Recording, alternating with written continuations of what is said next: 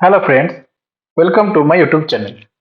আমরা প্রায়শই নতুন নতুন বা ভালো ভালো স্টক খোঁজার জন্য বিভিন্ন ইউটিউব চ্যানেল, বিভিন্ন ওয়েবসাইট, বিভিন্ন টিভি চ্যানেল দেখে থাকি। কিন্তু আমরা একটা জিনিস উপেক্ষা করে যাই, যেটাকে আমরা বলি পোর্টফোলিও বিল্ডিং।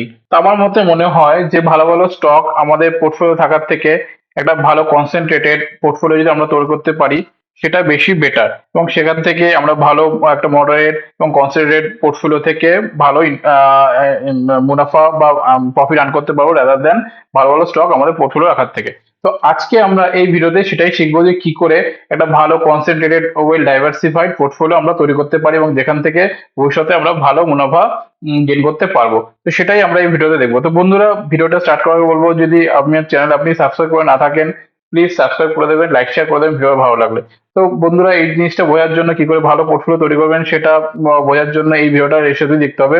তো চলুন আমরা দেখে নিই যে আমরা একটা ভালো পোর্টফোলিও কি করে তৈরি করতে পারি।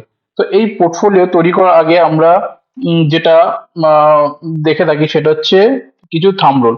সেই থাম্ব রুল যেটা আছে, যেটা আমাদেরকে একদম 100% ফলো করতে হবে।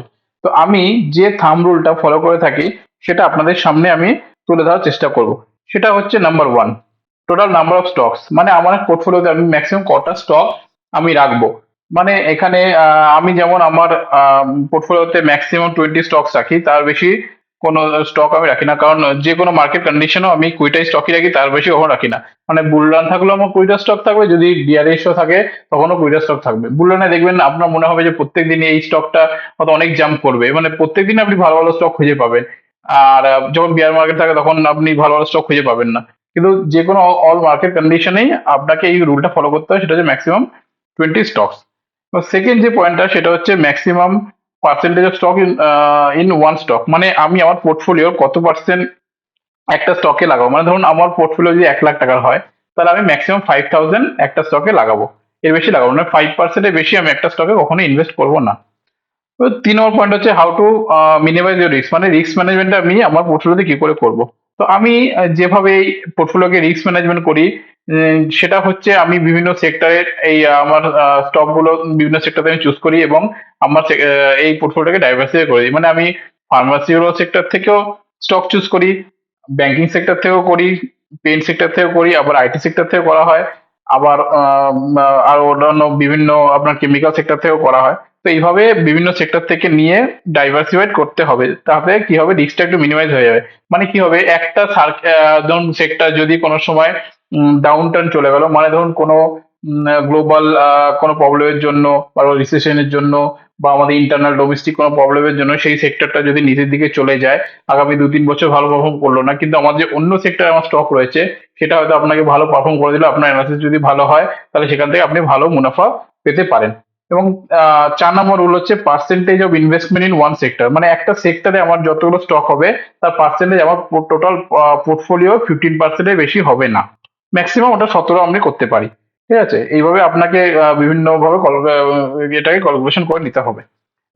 নেক্সট হচ্ছে diversified across all segment of market cap. মানে কি, ধরুন আমাদের তো তিনটে মার্কেট ক্যাপ আছে, মানে ধরুন লার্জ ক্যাপ, মিড ক্যাপ আর স্মল ক্যাপ। তো আমাকে এই লার্জ ক্যাপ থেকেও স্টক নিতে হবে, মিড ক্যাপ থেকেও নিতে হবে এবং স্মল ক্যাপ থেকেও নিতে হবে।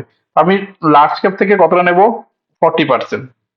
মিড ক্যাপ থেকে কতটা নেব, 35%। মানে আমার যে টোটাল পোর্টফোলিও তার 45% স্টকস হবে লার্জ ক্যাপ থেকে, 35 হবে আমার মিড ক্যাপ থেকে এবং স্মল ক্যাপ থেকে হবে 25%। কেন বলছি, আপনার এই লার্জ ক্যাপ থেকে যে স্টক গুলো নেবেন সেটা আপনাকে একটা স্টেবল রিটার্ন দেবে। মানে যেহেতু লার্জ ক্যাপ গুলো বেশি একটা ফ্লাকচুয়েট করে না, তাহলে এই থেকে আপনার যে পোর্টফোলিওটা সেটা একটা স্টেবল হবে। মিড ক্যাপ থেকে করলে কি হবে, মিড ক্যাপ গুলো কি হয়, আস্তে আস্তে গ্রো করে লার্জ ক্যাপের দিকে চলে যায় এবং এরাও একটা মডারেট রিটার্ন দেয়।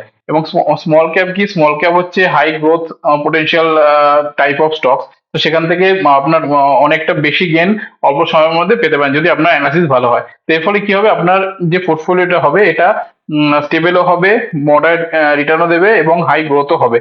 তো এইভাবে অ্যাক্রস দ্য মার্কেটে আপনাকে আপনার স্টক গুলোকে ডাইভার্সিফাই করতে হবে। আর এটা কারণ একটাই কারণ, মানে ধরুন আপনি যদি একটা ক্রিকেট বা ফুটবল টিম তৈরি করেন, তাহলে আপনাকে ফুটবল টিম তৈরি করতে গেলে 11 প্লেয়ার্স নিতে হবে। সেই 11 প্লেয়ার্স যদি আপনি শুধু স্ট্রাইকারই নিয়ে খেলেন, তাহলে কি হবে, আপনার যে টিমটা হবে সেটা খুব ভালো তৈরি হবে না এবং সেই টিমটা ভালো পারফর্ম করতে পারবে না। তো তার জন্য কি হবে, আপনাকে গোলকিপার নিতে হবে, আপনাকে ডিফেন্ডার নিতে হবে, আপনাকে স্ট্রাইকার নিতে হবে, তাহলেই গিয়ে একটা ভালো টিম তৈরি হবে। তো সেই শেয়ার মার্কেটের ক্ষেত্রে তাই পোর্টফোলিও তৈরি করতে গেলেও আপনাকে বিভিন্ন মার্কেট ক্যাপ থেকে স্টক নিতে হবে, যাতে এইটা একটা কনসেন্ট্রেটেড হয় এবং ভালো গেইন দিতে পারে আগামী দিনে। তো বন্ধুরা, আরেকটা জিনিস আমি বলে রাখবো, যেটা খুবই ইম্পর্টেন্ট, যেটা আমি এখানে মেনশন করিনি কিন্তু আপনাদের এটা ফলো করা উচিত। সেটা হচ্ছে, ধরুন আমরা অনেক সময় স্টক একটা ইনভেস্ট করলাম এবং তাতে ইনভেস্ট করলাম, সেই স্টকটা যদি অনেকটা নিচে নেমে গেল, মানে ধরুন 15% 20% নিচে নেমে গেল, এবার আমাদের অনেক সময় ইমোশনাল অ্যাটাচমেন্ট থাকে যে এই স্টকটা এত ভালো, নিচে নেমে গেল, তা আমার অ্যানালাইসিস ভালো হয়নি, ঠিক আছে অসুবিধা নেই, তাহলে আমরা এটা একটু